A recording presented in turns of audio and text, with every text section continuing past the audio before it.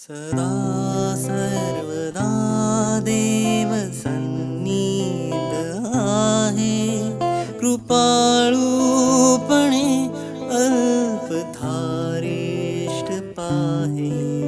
सुखानंद आनंद कैवल्यदानी,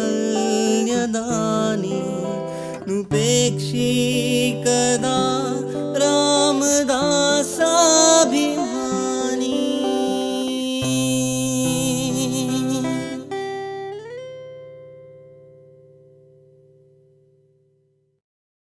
जय जय रघुवीर समर्थ. सगळ्यांच्या हृदयात असणाऱ्या आत्मारामाला माझा नमस्कार, तुमच्या गुरूंना माझा नमस्कार आणि तुमच्यासारखे महान आत्मे निर्माण करणाऱ्या तुमच्या आई वडिलांना माझा नमस्कार.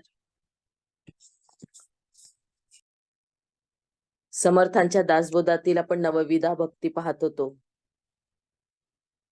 5 भक्ती पाहिल्या होत्या आणि त्यानंतर आपला गॅप झाला. आज आपण 6वी भक्ती बघणार आहोत, वंदन भक्ती. समर्थ म्हणतात, मागा झाले निरूपण 5वे भक्तीचे लक्षण, आता एका सावधान 6वी भक्ती. 6वी भक्ती ते वंदन, करावे देवासी नमन, संत साधू आणि सज्जन नमस्कारित जावे. समर्थांनी आपल्याला 3 गोष्टींना नमस्कार करायला सांगितलंय, संत, साधू आणि सज्जन. प्रत्येकाला नमस्कार करण्याची पद्धत ही वेगळी असते आणि प्रत्येकाला नमस्कार करताना मिळणारं फळ देखील वेगळं असतं. देवाला कसा नमस्कार करावा, गुरूंना कसा नमस्कार करावा, मोठ्या व्यक्तीला कसा नमस्कार करावा, स्त्रीनी कसा नमस्कार करावा, पुरुषांनी कसा नमस्कार करावा, याच्यातही फरक आहे. मी कर्नाटकात काही मंदिरं बघायला गेली होती, तर त्या मंदिराच्या पायऱ्यांवर या नमस्काराच्या पद्धती कोरलेल्या होत्या. पहिली स्टेप कोणती, दुसरी स्टेप कोणती, आणि कसा नमस्कार करत आपण देवाजवळ जावं याचं शास्त्र आपल्या भारतात खूप आधीपासून आहे. आता या नमस्कारांनी काय मिळतं? नमस्कार म्हणजे पूर्ण शरणागती, पूर्ण झुकणं, पूर्ण वाकणं. आणि ते आपल्याला सांगितलंय, साधू सांगितलंय, संत सांगितलंय आणि सज्जन सांगितलंय पहिल्या 3 ओळीत. ह्या भक्तीपासून आपण पूर्ण मुक्तीपर्यंत जाऊ शकतो, पूर्ण मुक्ती मिळू शकते. कथेच्या रूपात बघूया. एकनाथ महाराजांची गोष्ट आहे. एकनाथ महाराजांचा एक शिष्य होता, त्याला काहीच येईना. जप करायला गेला तर जप अर्धवट राहत होता.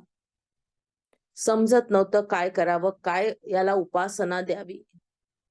एकनाथ महाराज म्हणाले की अरे, तू असं कर की समोरच्या व्यक्तीला पाहून तू फक्त दंडवत घालायला सुरुवात कर. आता दंडवत या शब्दातच त्याचा अर्थ दडलेला आहे. दंड कसा असतो, उभा असतो, कुठेही वाकलेला नसतो. तसा आपला स्वभाव असतो बघा. आपण लोकांच्या समोर सहजासहजी वाकत नाही. आपला एक ताठा असतो, मनात एक उर्मी असते, मी, माझं, मी का झुकावं, असाच दंड असतो.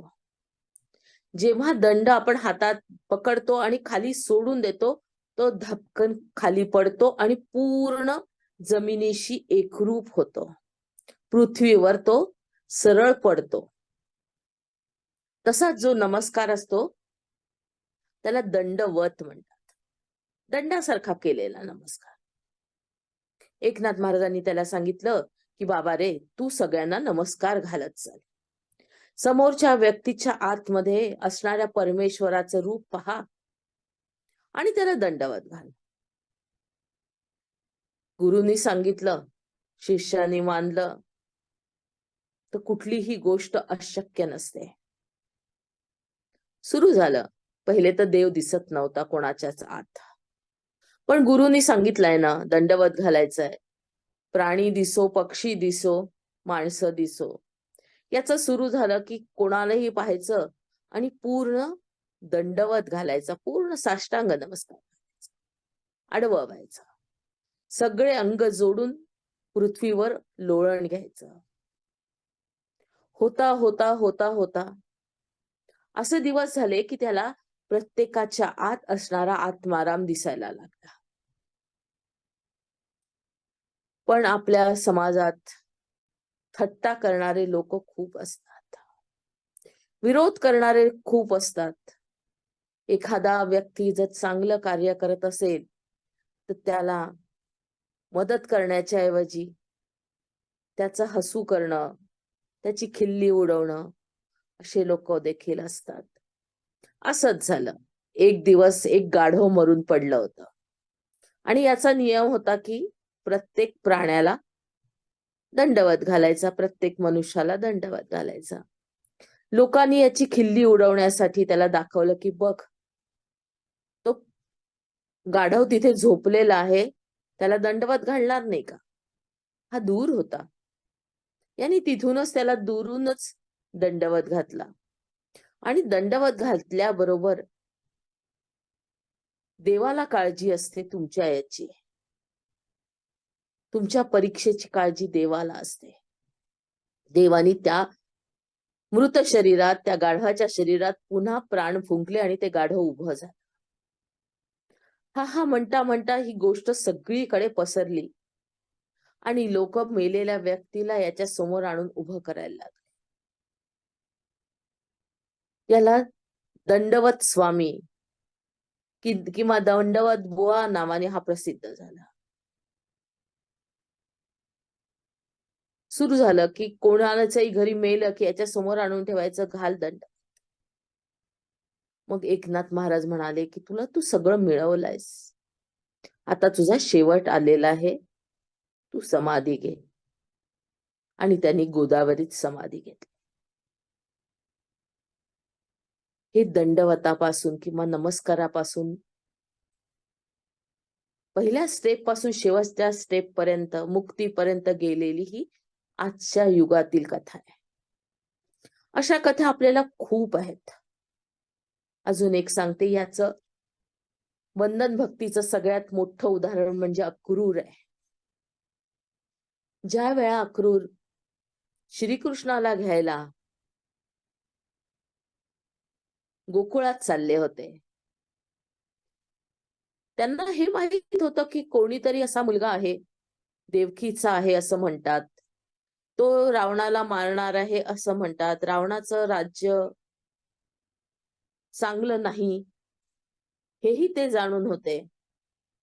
किंवा तो कंस हा, सॉरी रावण नाही, कंस हा व्यभिचारी आहे, तो निर्दयी आहे, हे अक्रूरांना माहित होतं. पण ना काहू से दोस्ती ना काहू से प्यार अशा प्रकारे ना त्यांना कंसाची बाजू घ्यायची होती ना श्रीकृष्णाची बाजू घ्यायची होती, कारण श्रीकृष्णाचं सामर्थ्य त्यांनी पाहिलंच नव्हतं. ऐकिवातल्या गोष्टी होत्या की यांनी अमक्या राक्षसाला मारलं, तमक्या राक्षसाला मारलं, पुतनेला मारलं, पण जोपर्यंत आपण डोळ्यावर विश्वास ठेवत नाही तोपर्यंत आपण मानत नाही. असंच झालं. ते गेले आणि बलराम आणि श्रीकृष्णाला घेऊन येत होते, कंसाकडे चालले होते. मध्येच यमुना लागली, आंघोळीची इच्छा झाली. ते डोह आजही आहे, अक्रूर डोह म्हणतात त्याला, ज्या ठिकाणी अक्रूराने आंघोळ केली होती. पाण्यात घुसले, आंघोळीसाठी गेली, शेषशाही मोठा साप बसलेला दिसला आणि त्याच्या बाहेरचाच श्रीकृष्ण झोपलेला दिसला. आश्चर्य वाटलं. बाहेर आले, बाहेर पाहिले तर दोन्ही मुलं बलराम आणि श्रीकृष्ण रथात बसलेले होते. हे खरं की आतलं खरं. पुन्हा खाली गेले, तळाशी गेले. विष्णूचं तेच रूप,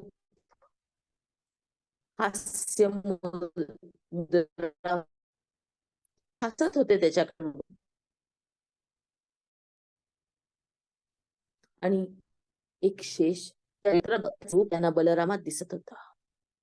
पुन्हा वर आले, पुन्हा बघितलं. श्रीकृष्ण बलराम दोन्ही हसत होते. पुन्हा आत गेले. असं करता करता त्यांना समजेना आता मी काय करू.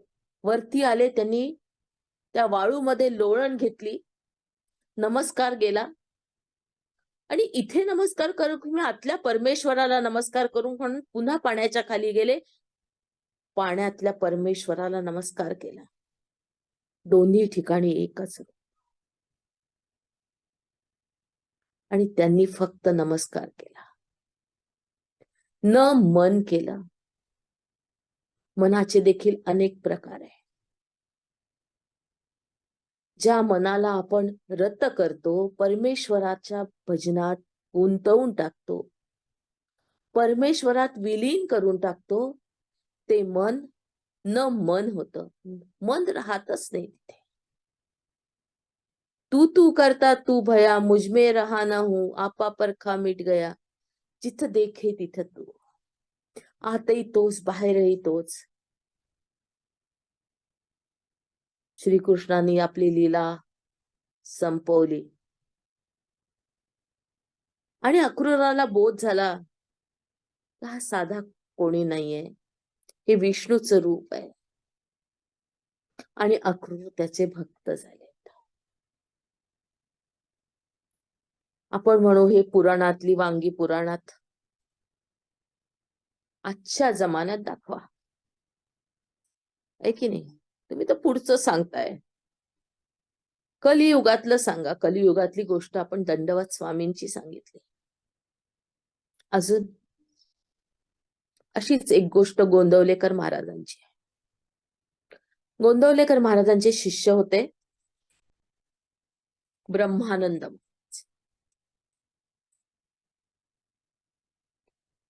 ब्रह्मानंद महाराजांनी गुरुच्या शोधात निघाले. इंदोरला येऊन पोहोचले. एक मारुती मंदिर होतं. तिथे एक व्यक्ती बायकांमध्ये बसलेले होते. तुझ्या घरी काय सुरू आहे, तिच्या घरी काय सुरू आहे, त्या बायका सांगत होत्या, हे ऐकत होते. ब्रह्मानंद महाराजांचं निरीक्षण सुरू होतं. अरे, ही व्यक्ती तर या बायकांमध्ये बोलून बसून त्यांचे प्रॉब्लेम सॉल्व्ह करण्याचा प्रयत्न करते, त्यांच्याशी बोलते, त्यांच्याशी संवाद साधते. ही कसला गुरु असणार. कारण ते षटशास्त्री होते. त्यांची शुकाचार्यांसारखी योग्यता होती. भागवताचार्य होते ते. चारी वेद जाणत होते. अशा व्यक्तीला जर गुरु निवडायचा तर त्यात तोला मोलाचा असला पाहिजे, भगवे वस्त्र धारण केलेला पाहिजे. आणि जे लोकांमध्ये फक्त आणि फक्त धर्माविषयी बोलतील, धर्माविषयी सांगतील, अशी काहीतरी त्यांच्या मनात ती कल्पना होती. त्यांना ते काही आवडलं नाही आणि ते तिथून बाहेर पडले. इथून ते गेले दत्त मंदिरात. दत्तासमोर उभे राहिले. दत्ताला म्हणाले की महाराजा, तुम्ही मला म्हणत होते की तिथे तुझा गुरु मिळेल. माझा गुरु कुठे आहे? ध्यानात गेले. दत्तानी सांगितलं, अरे वेड्या, तोच तुझा गुरु होता. त्याबरोबर एकदम यांचे डोळे उघडले. ज्या वेळा आपला आराध्य आपल्याला सांगत आहे की तोच तुझा गुरु होता, त्यावेळा विश्वास बसतो, तोपर्यंत विश्वास बसत. मग त्यांनी काय केलं, पुन्हा आले. आता गोंदवलेकर महाराज मुलांबरोबर खेळत होते, मुलांबरोबर बसले होते. आजूबाजूला खेडूत लोक बसलेले होते, त्यांच्याशी चर्चा सुरू होती. यांनी दोन्हीही पाय पकडले, आपलं मस्तक त्यांच्या पायावर ठेवलं आणि अश्रूंनी अभिषेक सुरू केला. मी तुझं रूप, वरचं रूप बघितलं, तुझं आतलं रूप मला दिसलंच नाही. मी वरच्या रूपाला भुललो, आतलं रूप मी जाणू शकलं नाही, कारण मी अहंकारात होतो. मला हे येतं, मला ते येतं, मी भागवताचार्य आहे, मला चारही वेद तोंडपाठ आहे, याचा मला अहंकार होता. माझं हे ज्ञान तू काढून घे. जोपर्यंत मी हे तुझ्या पायावर समर्पित करत नाही, तोपर्यंत मी पुढे जाऊ शकत नाही, हे त्यांनी ओळखलं आणि त्यांनी पूर्णपणे शरणागती पत्करली. डोक्यावर मस्तक ठेवलं. गुरु ही आईच असते आणि त्यांना जवळ घेतलं. त्यांना आपला शिष्य पत्करलं. कशामुळे शक्य झालं? एका नमस्कारामुळे. नमस्कारात त्यांनी काय वाहिलं, तर आपला अहंकार वाहून टाकला. त्यांनी आयुष्यात कधीही भागवत सांगितलं नाही, त्याच्यानंतर कधीही बोलायचा प्रयत्न केला नाही, कधीही शास्त्र सांगण्याचा प्रयत्न केला नाही, कारण त्यांनी ते सगळं आपल्या गुरुच्या पावलावर वाहून टाकलं होतं. गुरुच्या पावलावर जेव्हा आपण आपला डोकं वाहतो, डोकं ठेवतो, त्यावेळा आपल्या मनात पूर्ण शरणागतीची भावना पाहिजे. पूर्ण शरणागती. बघा, शिक्षा कोणती दिली जाते सगळ्यात मोठी? शिरच्छेद, आहे की नाही? आपण ऐकतो की त्याला शिरच्छेदाची शिक्षा दिली. हात कापला तरी आपण जिवंत असतो, पाय कापला तरी आपण जिवंत असतो, डोळा फोडला तरी आपण जिवंत असतो. जीव जात नाही, पण शिरच्छेद केला तर आपण जिवंत राहूच शकत नाही. मग गुरुच्या पावलावर जेव्हा आपण आपलं शिर ठेवतो, तेव्हा आपला शिरच्छेद व्हायला पाहिजे. माझ्यातलं मीच राहायलाच नको.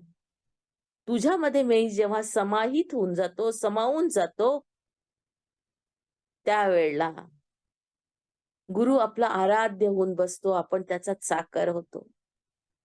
मीरा म्हणते ना, मोहे चाकर राखोजी. ही शरणागती आपल्याला वंदन भक्ती शिकवते. मग ही शरणागती आपल्या जीवनात आणायला आपल्याला काय केलं पाहिजे? आपण तर रोज काही संतांच्या संगतीत येत नाही, आपण साधूच्या संगतीत जात नाही. मग रोज आपल्याला या संगतीत राहायचं असेल, ही वंदन भक्ती शिकायची असेल, तर काय करायचं? उठल्याबरोबर पहिले पाय खाली ठेवायच्या आधी पृथ्वी मातेला वंदन करायचं. समुद्र वसने देवी पर्वतस्तन मंडले विष्णुपत्नी नमस्तुभ्यं पाद स्पर्शं क्षमस्व मे. आणि इथून आपली सुरुवात करायची. वंदन भक्तीची सगळ्यात पहिली सुरुवात इथून करायची. मग देवाला दिवा लावायचा, देवाला उठल्याबरोबर वंदन करायचं. नमस्कार करायचा एक साधा. दोन्ही हात आणि एक मस्तक जोडून. बघा याचे देखील किती प्रकार आहेत नमस्काराचे. पंचांग नमस्कार, अष्टांग नमस्कार, वेगवेगळे प्रकार दिले आपल्या शास्त्रात सांगितलेले आहे. षष्टांग, अष्टांग, दंडवत. जेव्हा आपण दोन हात आणि एक मस्तक जोडतो तेव्हा आपले 3 अंग जोडलेले गेलेले असतात. दोन हात आणि एक मस्तक आपण झुकवतो, नम्र होतो. अष्टांग नमस्कारामध्ये 8 अंग असतात. सूर्य नमस्कारात याचं जरा थोडस वेगळं वर्णन आहे.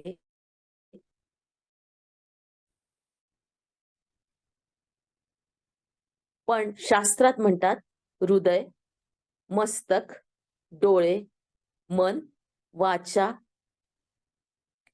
पाय, हात आणि गुडघे अशा अष्टांग. याच्यामध्ये तुमचं हृदयात प्रेम असायला पाहिजे ज्या व्यक्तीला तुम्ही नमस्कार करता त्या व्यक्तीविषयी. जर प्रेम नसेल तर तो नमस्कार पावणार नाही. तुमचं मस्तक झुकलं पाहिजे म्हणजे तुमचा अहंकार तुम्ही खाली आणता. डोळ्यात त्याची मूर्ती हवी, त्याचं रूप हवं. जेव्हा पाहता त्याच्याकडे आणि डोळे मिटता तर ती प्रतिमा तुमची हृदयात उतरते. मन तुमचं जागेवर असायला पाहिजे. मन फिरे चहू ओर असं नको, जागेवर असायला पाहिजे. वाचेने तुम्ही म्हटलं पाहिजे मी नमस्कार करतो. हेही महत्वाचं आहे. जेव्हा आपण वाचेने बोलतो म्हणतो त्यावेळा आपला सबकॉन्शियस माइंड ती गोष्ट रेकॉर्ड करत असतो. आपण त्याला आज्ञा देत असतो की मला नमस्कार करायचाय, मला झुकायचंय, मला पावलावर डोकं ठेवायचंय. त्यामुळे इथे वाचा पण महत्वाची आहे. वाचेनी पण आपल्याला म्हणायचंय नमो नमः.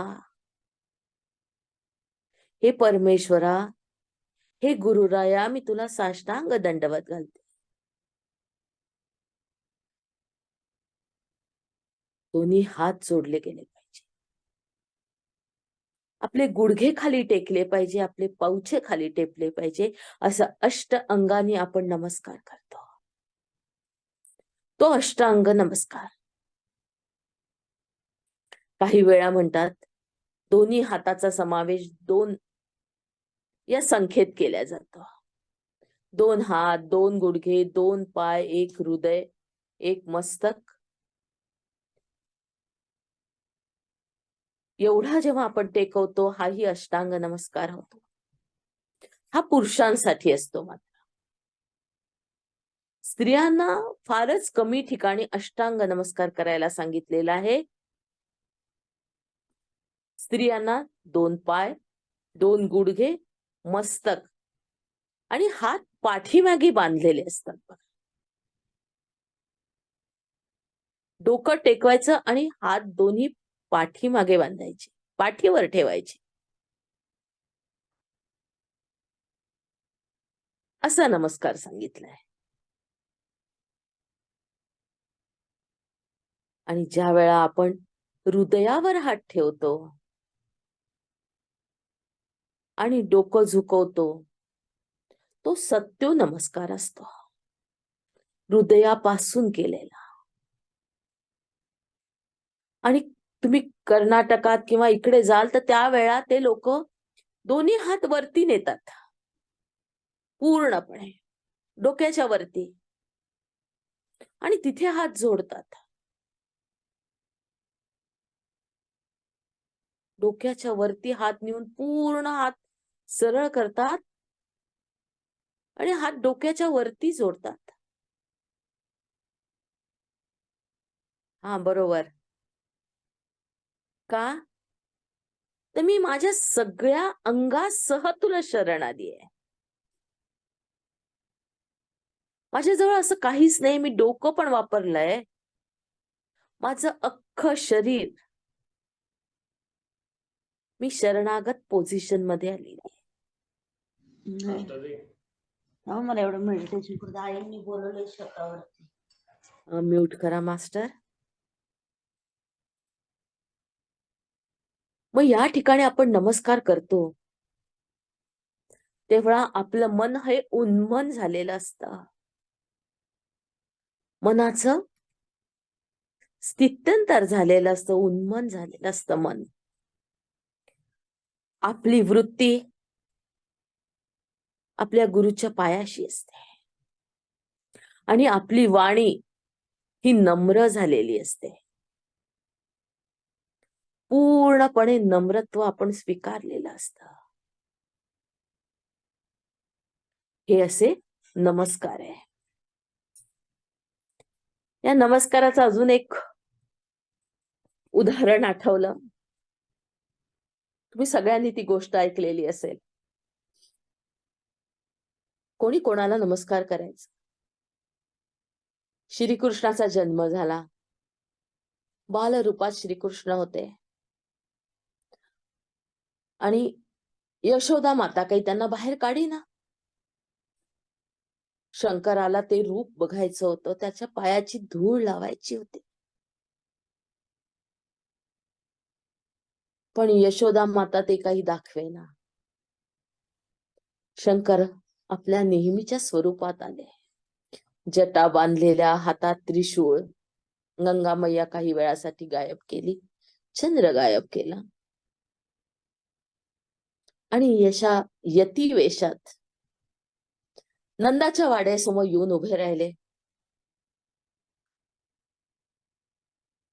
भिक्षाम देही म्हणून नाद केला, आवाज दिला. दासीनी आतमध्ये जाऊन सांगितलं की एक सुंदर असा यती आलेला.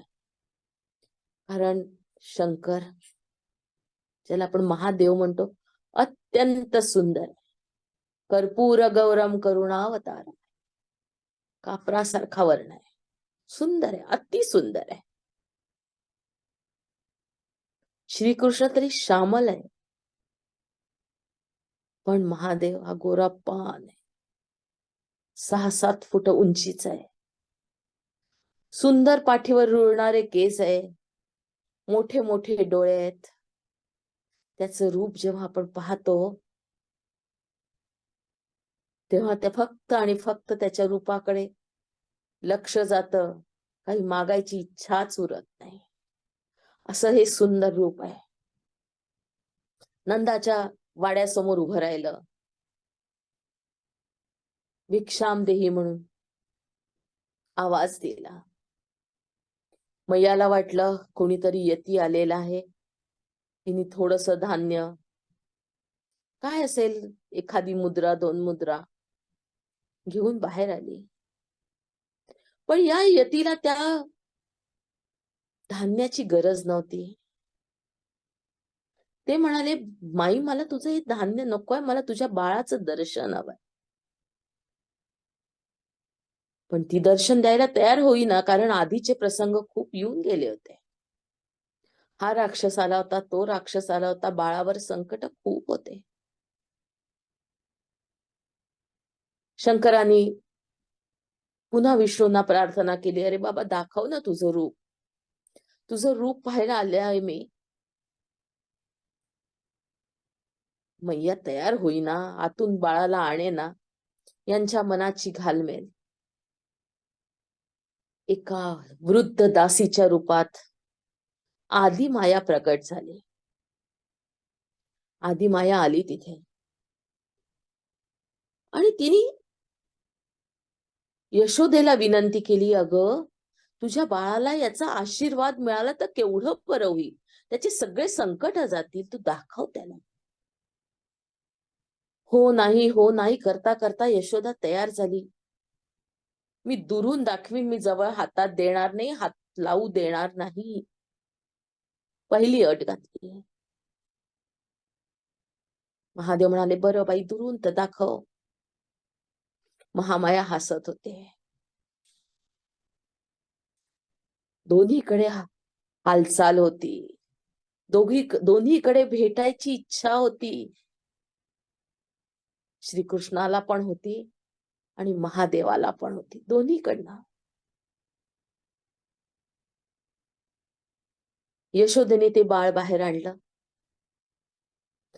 आता लालसा होती पायाच्या धुळीची, नमस्काराची.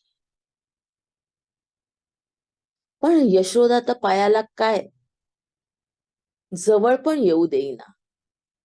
मग अशा वेळी धावून आली ती महामाया. तिने तोडगा काढला. ती म्हणाली, हे महादेवा, मी तुझ्या पायाची धूळ याच्या मस्तकाला लावते आणि ह्याच्या पायाची धूळ तुझ्या मस्तकाला लावते. तिने महादेवाच्या पायाची धूळ घेतली, बाळाच्या मस्तकाला लावली आणि हळूच बाळाच्या पायाला हात लावून ती धूळ शंकराच्या मस्तकाला लावली. दोघांनी मनोमन एकमेकांना नमस्कार केला. ही वंदनाची परंपरा आपल्या इथे आजही सुरू आहे. प्रत्येकाच्या आत तोच परमेश्वर आहे जो श्रीकृष्णाच्या आत आहे, महादेवाच्या आत आहे. आणि म्हणून इथे 6वी भक्ती म्हणून समर्थांनी वंदन भक्तीचा समास घेतलेला आहे. सूर्यासी करावे नमस्कार, देवासी करावे नमस्कार, सद्गुरुसी करावे नमस्कार, साष्टांग भावे.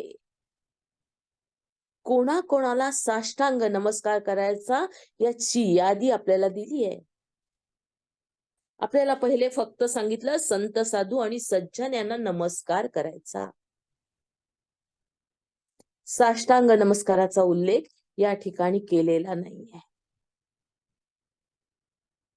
संत, साधू आणि सज्जनांना आपण नमस्कार करायचा. पुढचं सांगितलं आहे सूर्यासी करावे नमस्कार, देवासी करावे नमस्कार, सद्गुरुसी करावे नमस्कार, साष्टांग भावे. अष्ट अंगासह जो नमस्कार केला जातो, तुम्हाला मी आत्ताच त्याच्याबद्दल सांगितलं, तो आपल्याला करायचा आहे सूर्याला. सूर्य नमस्कार आपण घालतो त्यावेळा ते घडतच. देवाला जेव्हा आपण देवळात जातो तेव्हा देवाला घालावा आणि सद्गुरूला तर सदैव घालावा. मनाने सद्गुरूच्या पायावर आपलं डोकं असावं. आपली मुद्रा ही अष्टांग नमस्कारासारखी असावी. जेव्हा आपण मानस पूजेत देखील नमस्कार घालतो देवाला किंवा सद्गुरूला, तेव्हा आपली मुद्रा ही अष्टांग नमस्कारासारखी असावी. पशुपती श्रीपती गबस्ती यांच्या दर्शने दोष जयती, तैसाची नमावा मारुती नित्य नेमे विशेष. महादेवाला नमस्कार करायचा आहे, विष्णूला नमस्कार करायचा आहे, मारुती रायाला पण नमस्कार करायचा आहे. बघा, यादीच आपल्याला देऊन टाकली आहे. कोणाला नमस्कार करायचा. ज्याने आपल्यामध्ये बदल घडवला जातो तो नमस्कार. आपल्यामध्ये काय होतं या नमस्कार? नमस्कारे दोष जाती. आपण जेव्हा झुकतो, वागतो, त्यावेळा आपल्यातला राग, लोभ जो असतो तो खाली उतरतो. त्याची मात्रा हळूहळू कमी व्हायला लागतो. आपला अहंकार जो फणावर करून नागासारखा आपल्या डोक्यावर बसलेला असतो तो शांत होतो. आपल्या मनाची अवस्था भगवत चरणी लीन होते. आपण जेव्हा देवाला नमस्कार करतो त्यावेळा आपल्या मनात त्याच्याविषयी प्रेम दाटून येतं. सद्गुरूला नमस्कार करतो त्यावेळा त्याच्याविषयी प्रेम दाटून येतं. आणि जिथे प्रेम असतं तिथेच भक्ती असते. प्रेमाला सोडून भक्ती राहत नाही. जसा भाव असतो तशी भक्ती असते. आपल्या मनात प्रेम दाटून येतं त्यावेळा त्या व्यक्तीशी आपण एकरूप व्हायचा प्रयत्न करतो, त्याच्याकडनं ऊर्जा घेण्याचा प्रयत्न करतो, त्याचे गुण अंगीकारण्याचा प्रयत्न करतो. आपण थांबूया. उद्या हाच समाज पुढे बघूया.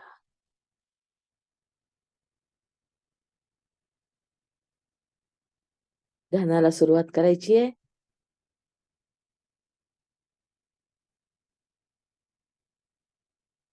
चष्मा काढून ठेवा.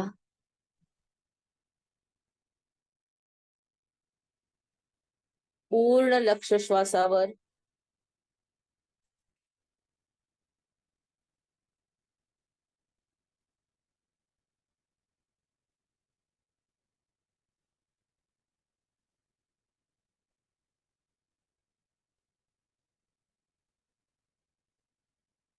पूर्ण लक्ष श्वासावर. श्वास आत, श्वास बाहेर. श्वास आत, श्वास बाहेर. श्वास आत, श्वास बाहेर.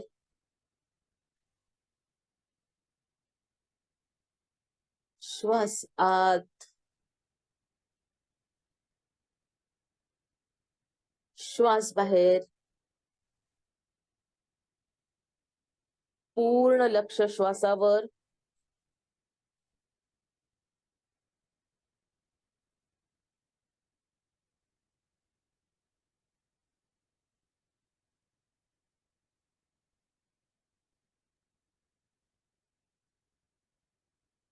पूर्ण लक्ष श्वासावर.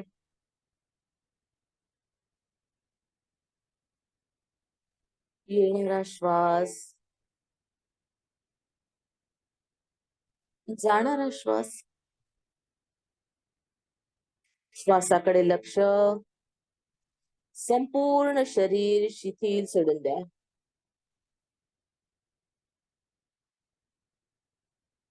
संपूर्ण शरीर शिथिल.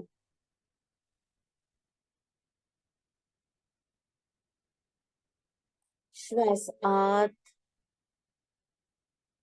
श्वास बाहेर. श्वास आत,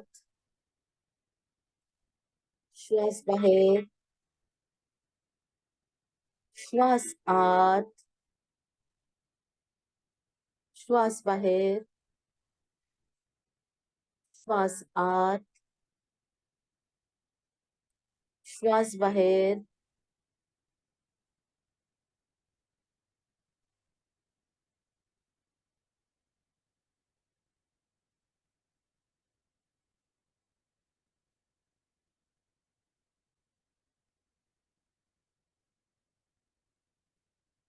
पूर्ण लक्ष श्वासावर केंद्रित.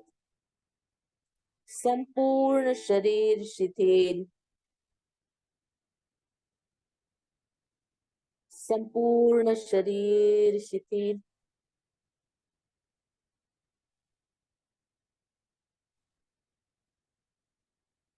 संपूर्ण शरीर शिथिल सोडून द्या.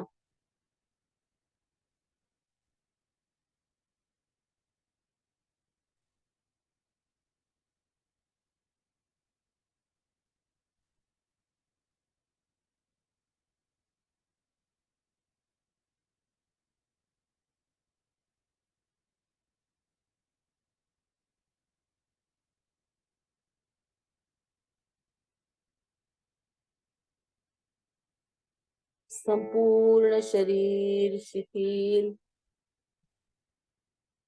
ब्रह्मरंध्रावर जायचंय.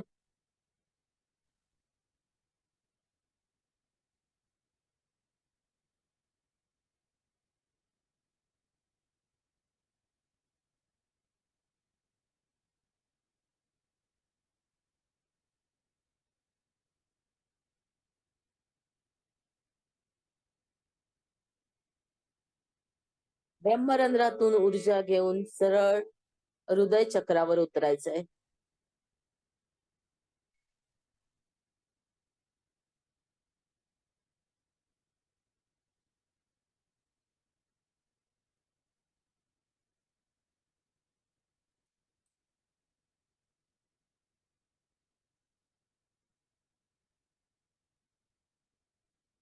हृदय चक्रावर उतरा.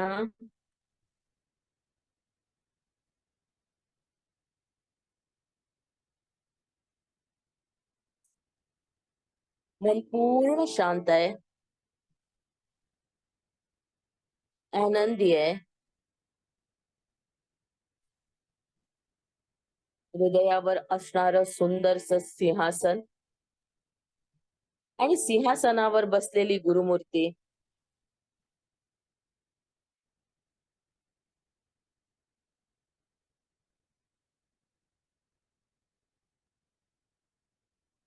तुमच्या हातात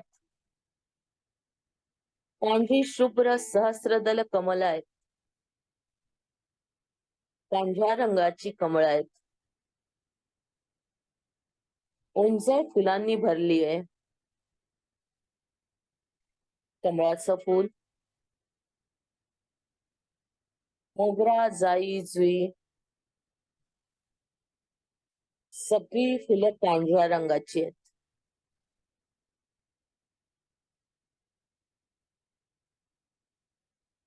गुरुपूजेसाठी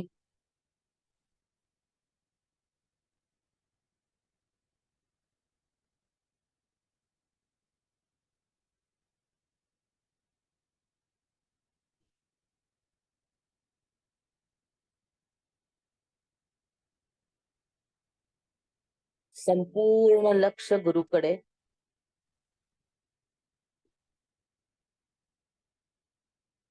गुरुची मूर्ती हृदय सिंहासनावर आरूढ आहे.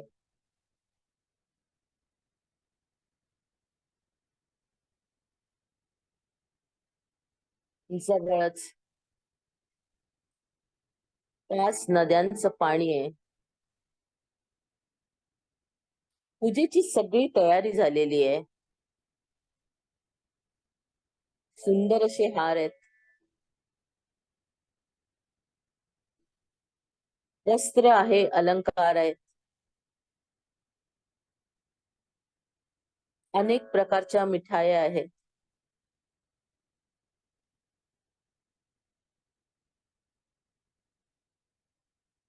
चौरंग आहे. पाय धुवायला मोठं सोन्याचं पात्र आहे. चांदीची झारी आहे. पूजेला आपण सुरुवात करायची आहे.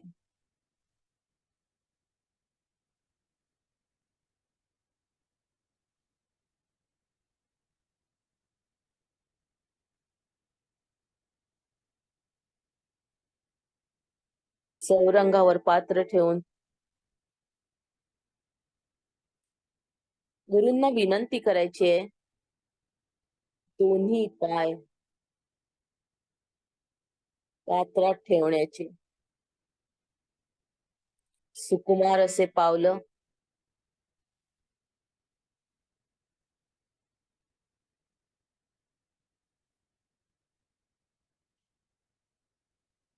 हातावर थोडस तेल घेऊन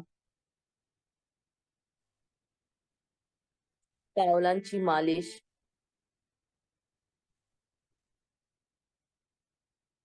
अनेक जण बोलावतात. गुरुराया सदैव धावत असतात. या क्षणाला आपल्या जवळ असतील तर दुसऱ्या क्षणाला दुसऱ्या भक्तांच्या सान्निध्यात त्यांची अडचण सोडवण्यात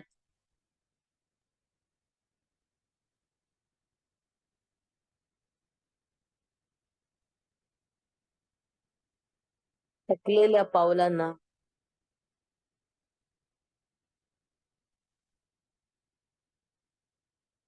मसाज करून द्या. एक एक पाऊल उचलून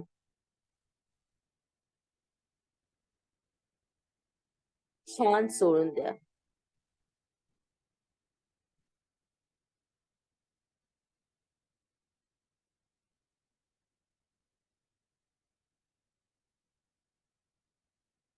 गरम पाण्याने शेकायचंय, पण भाजतील असंही नको. पहिले बघून घ्या पाणी किती गरम आहे. जसं आपण लहान मुलाला आंघोळ घालताना पाण्याचा अंदाज घेतो आणि मग बाळाच्या अंगावर टाकतो.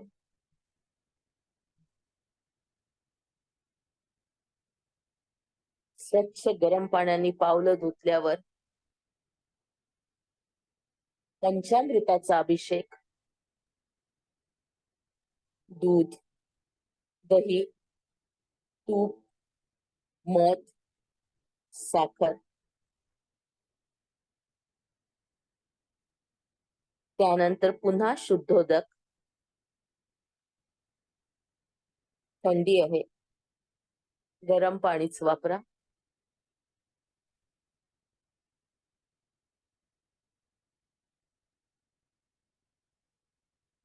तुमच्या पदराने किंवा जवळच्या मलमलच्या कपड्याने अलगद पावलं टिपा. काय धुतलं ते भांड बाजूला काढून ठेवा. अलगद पावलं टिपा. संपूर्ण पाणी निघून गेलेलं आहे.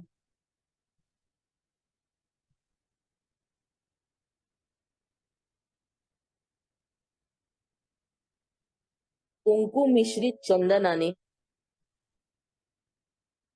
पावलावर स्वस्तिक काढा.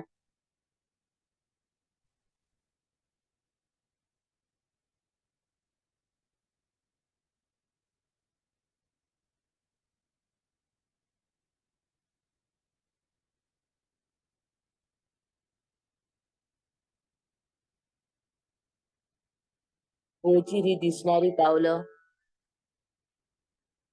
डोळ्यात साठवून घ्या.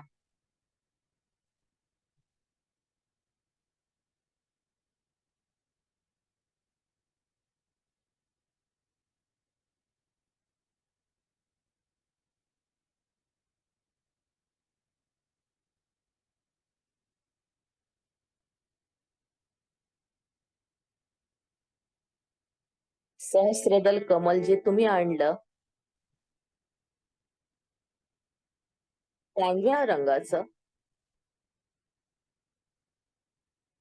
ते पावलावर वहा. दोन्ही पावलांच्या मधोमध.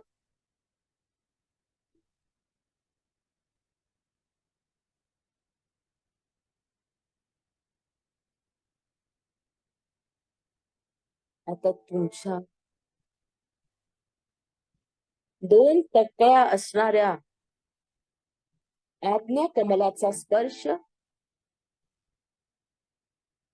उजव्या पायाच्या अंगठ्याला करा.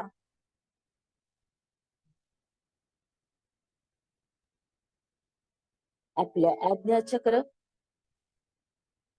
गुरुच्या उजव्या पायावर अंगठ्यावर ठेवा. एक प्रचंड असा ऊर्जेचा झोत पायातून तुमच्या आज्ञाचक्राद्वारे तुमच्या सगळ्या शरीरात पसरतोय. ज्याप्रमाणे वीज वायरच्या द्वारे पसरते आणि प्रकाश निर्माण होतो, तसंच अंगठ्यातून निघणारा हा गुरुचा प्रसाद तुमच्या मस्तकाला भेदून सगळ्या चक्रातून फिरून तुमच्या आज्ञा चक्रावर स्थिर झालेला आहे.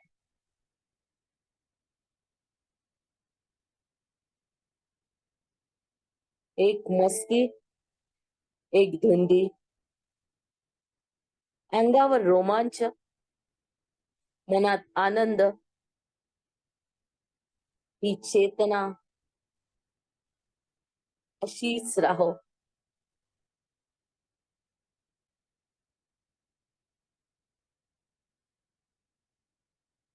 दोन्ही हातांचा टाळ्याला मारलेली मिठी, तळव्याला जाणवणारा स्पर्श,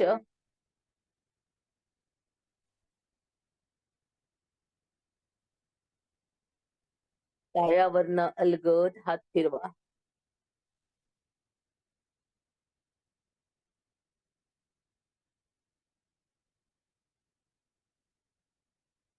त्याचा स्पर्श अनुभवा.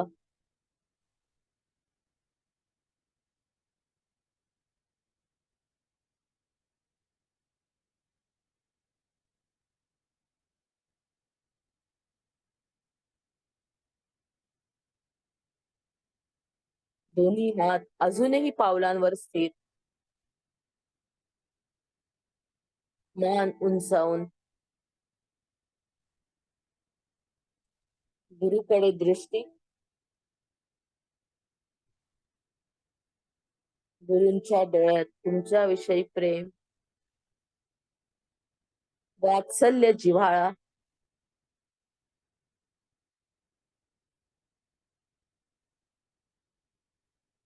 त्यांचा उजवा हात तुमच्या मस्तकावर,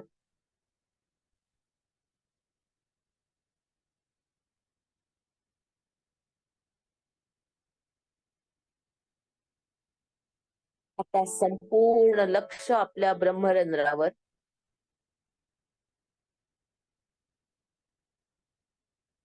तिथे होणाऱ्या गुरुच्या स्पर्शाकडे.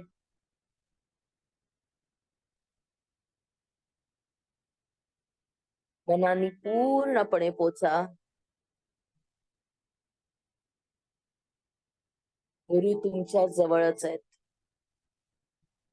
तुम्ही त्यांच्या पायाशी बसला आहात.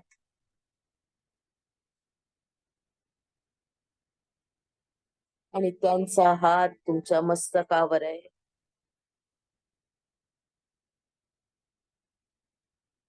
मान थोडीशी कललेली,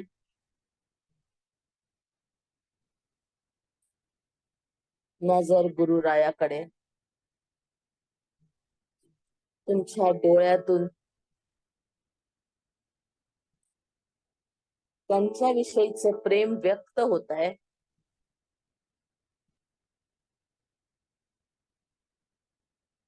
दोन्हीकडे एकच स्थिती. आईला बाळ भेटल्यावर होणारा आनंद आणि बाळाला आई भेटल्यावर होणारा आनंद. म्हणूनच गुरुला गुरु माऊली म्हटल्या जातं. ही माऊली एका जन्माची नसते, अनेक जन्मात साथ देणारी माऊली.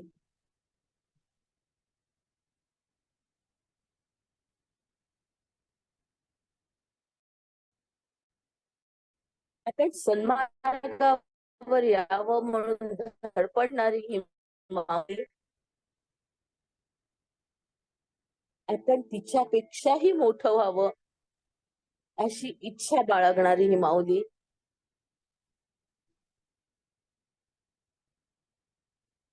तुमचं मस्तक तिच्या मांडीवर ठेवा.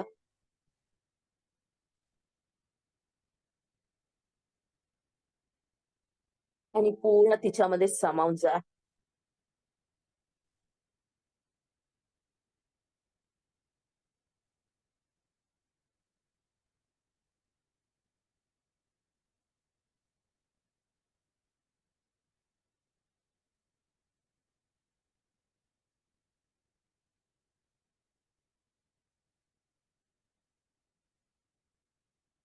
पूर्ण लक्ष श्वासावर या. भटकू नका इकडे तिकडे. तुम्ही गुरुरायाच्या पायाशी बसला आहात.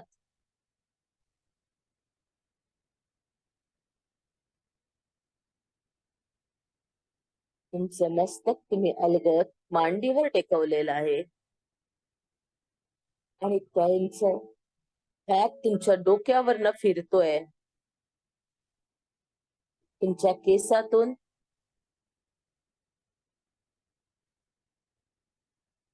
हाताचा स्पर्श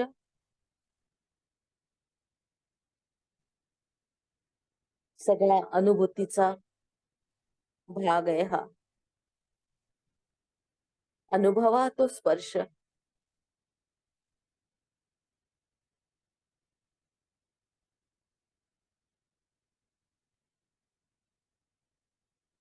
आईचा स्पर्श, गुरु माऊलीचा स्पर्श,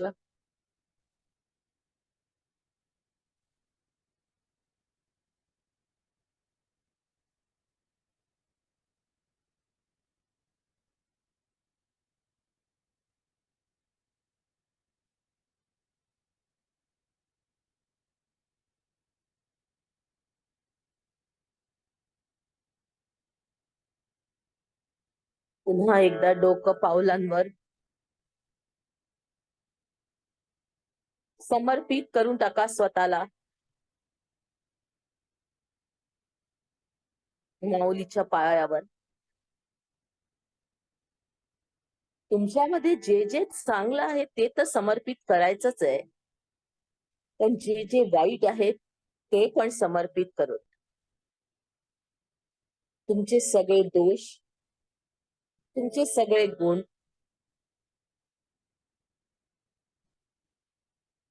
माऊलीच्या पायावर.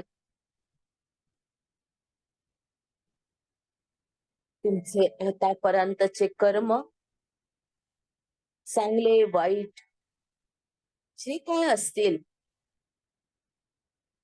त्यांचं सगळ्यांचं समर्पण गुरुच्या पावलावर. ती माऊली आहे. तुम्ही कितीही चुकलात तरी हृदयाशी लावणारी आहे. माणसं एक वेळा अभेरतील, दूर लोटतील, पण गुरु माऊली कधीच दूर लोटत नाही. चुकल्या तरी साफ करून स्वतःच्या हृदयाशी कवटाळते.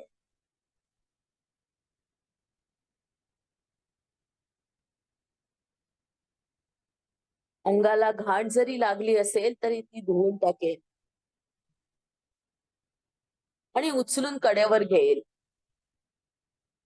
ती माऊली असते.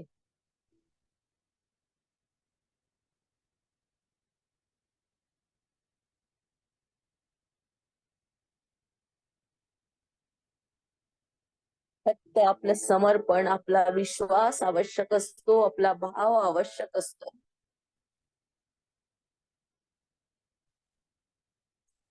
माऊली दोन्ही हात पसरून आपल्या स्वागतासाठी तयार असते. आपणच या संसारात रमतो, या खेळात वेळ घालवतो, तिच्याकडे आपलं लक्षच नसतं.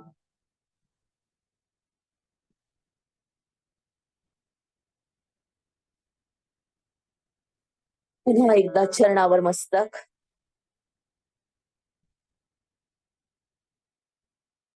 आणि बाहेर यायचं. आता तयारी.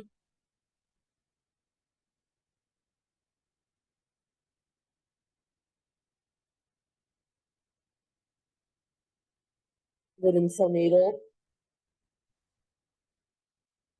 ते आल्याबद्दल त्यांचा धन्यवाद. धन्यवाद हा शब्द खूप छोटा आहे. त्यांनी तुम्हाला कधी सोडलंच नव्हतं, तुम्ही त्यांना सोडलं होतं, तुम्ही त्यांना विसरले होता.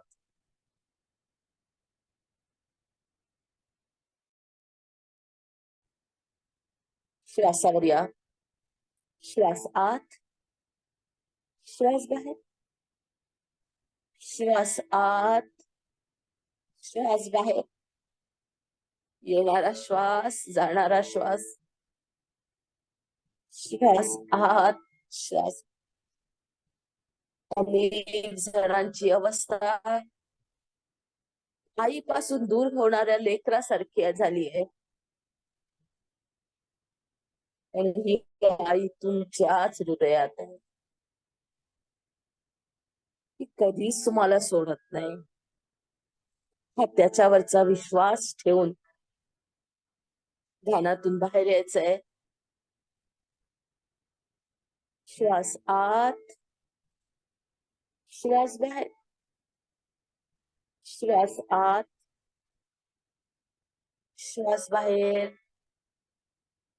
श्वास आत, श्वास बाहेर. पाय सोडून द्या, हात सोडून द्या.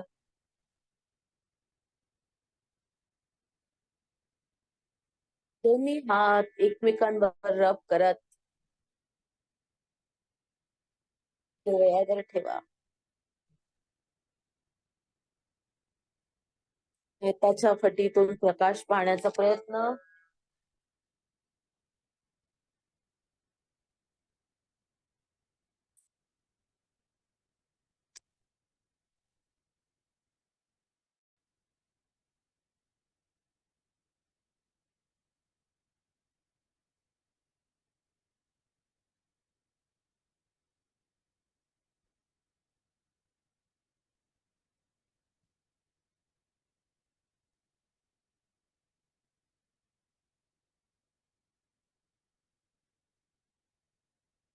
ही आपली वंदन भक्ती आहे. पूर्णपणे शरण जाणं.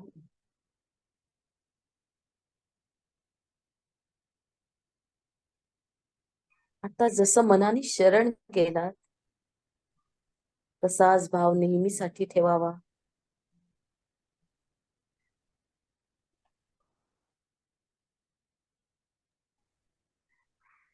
खूप छान ताई, खूप छान. छान झालं ताई.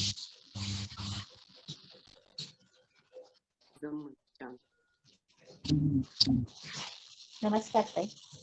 नमस्कार. खूप छान झालं. प्लीज हँड रेज करून बोला. रेकॉर्डिंग चालू आहे. सगळं मग मेस होतं. प्लीज हँड करून रेज बोला.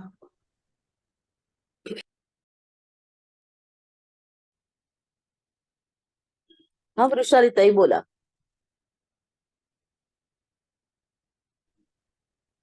तुम्ही म्यूट आहात. येतोय? हो. छान झालं, खूप सुंदर ध्यान. सद्गुरूंचं ध्यान खूप आवडलं. मस्त. आत्मवंदन. आत्मवंदन. बोला शोभाताई. आत्मवंदन. खूप छान छान माहिती मिळाली. खूपच सुंदर.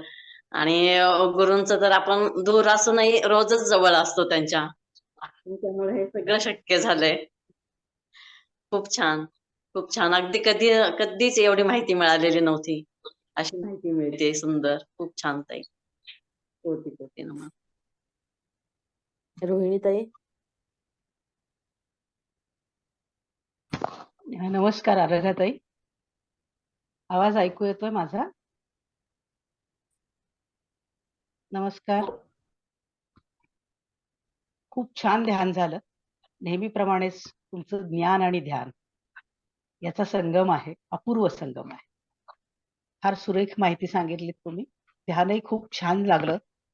मला ओझरता असा एक चेहरा दिसला. बहुधा कपाळावरती कुंकू होतं एवढंच. बाकी नीट क्लिअर काही कळलं नाही. पण कोणीतरी गुरुच असावा निश्चितपणे. फार सुंदर, फार छान ध्यान झालं. खूप खूप सुरेख. आत्मवंदन. कोटी कोटी मॅडम. प्रतिभा ताई बोला. सुनंदा ताई. नमस्कार ताई.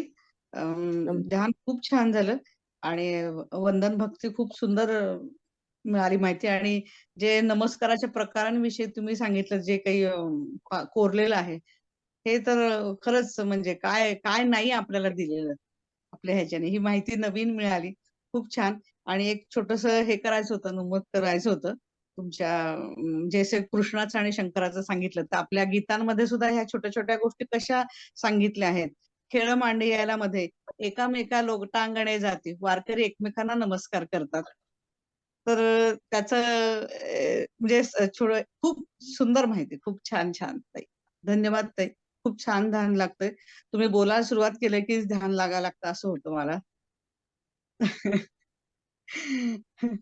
मला ऐकण्याची हे राहत नाही इतकी मला आणि कालचं हे होतं की काल म्हणजे मला जाणवत होतं की मी वेगळ्या वेगळ्या प्रकारे मानेचे आणि शरीराचं झुकलं जात होतं, हे होतं.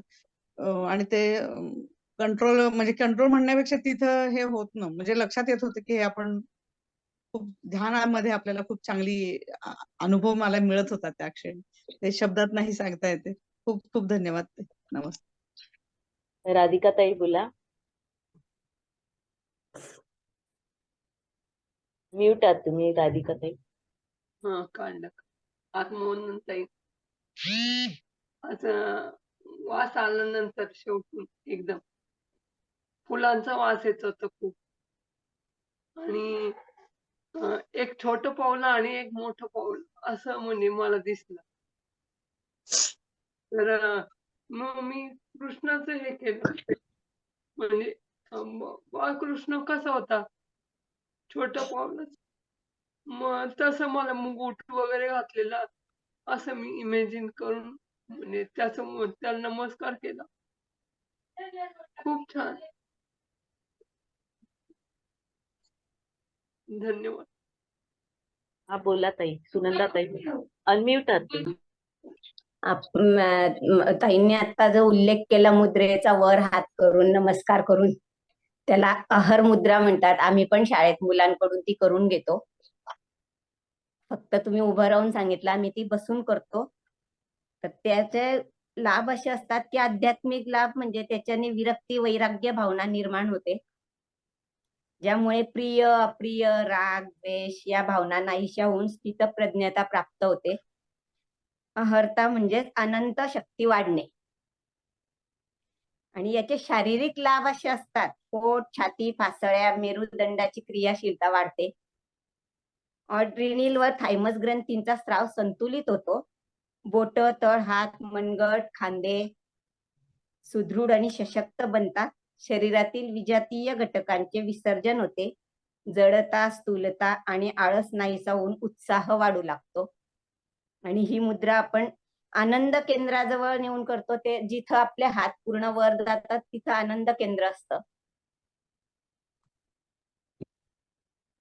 याला महानमस्कार म्हणतात. अहर मुद्रा, मुद्रांच्या याच्यात अहर मुद्रा आपण म्हणतात त्याला.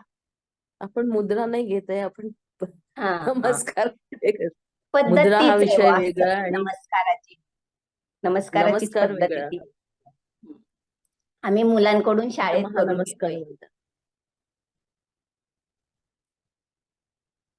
चला मला वर्षाताईंना बोलायचंय ताई. ताई अच्छा, ठीक आहे. वर्षाताईंना बोलायचंय. बर ठीक आहे.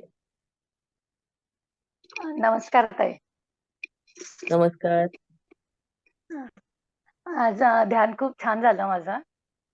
आणि हाताला खूप असे स्पंदन जाणवत होते की म्हणजे हात असे फुलत होते, माझे तळहात असे फुलत होते खूप.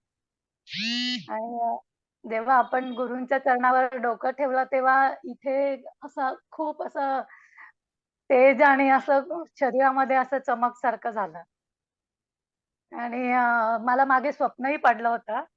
असं 2 वेळा स्वप्न पडलं. मी स्वामींचं करते. तर स्वामी असे झोपलेले आहेत. मी स्वामींना म्हणते, "स्वामी असे पाय ठेवा" आणि गुडघ्यापासून स्वामींचे पाय दाबते. आणि तेव्हाही मला म्हणजे जाग आली तर माझ्या हातांना असे स्पंदन जाणवले होते. मध्ये एक वेळा असं स्वप्न पडलं होतं, कलावती आई माझ्या स्वप्नात आल्या. त्यांचे पाय दाबतेत मी आणि आईंना म्हणते, "आई तुमचे पाय किती मऊ-मऊ आहेत." आणि असं आईंच्या पायांचं चुंबन घेते मी.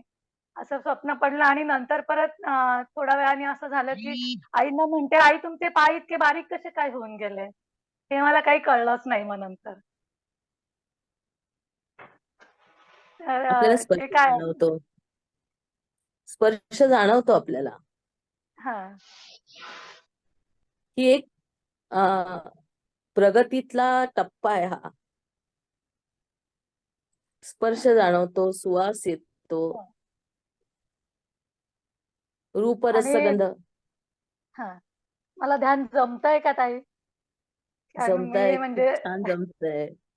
हा कारण असं आतापर्यंत केलं नाही. आताच म्हणजे 3-1 महिने झाले जॉईन झालेली आहे. त्यामुळे मलाही समजत नाही जमतंय का नाही जमतंय असं. नाही आपण कधी-कधी देवापर्यंत आपल्याला आनंद मिळायला लागला ना की ध्यान जमलं. आनंद मिळतोय ना आणि ते बस. हो. आणि ते नमस्काराचं सांगितलं तुम्ही, आपण सद्गुरूंना नमस्कार घालतो तर आपण गुडघे टेकवायचे, पण आता गुडघे टेकवून तर बस म्हणजे होत नाही काही.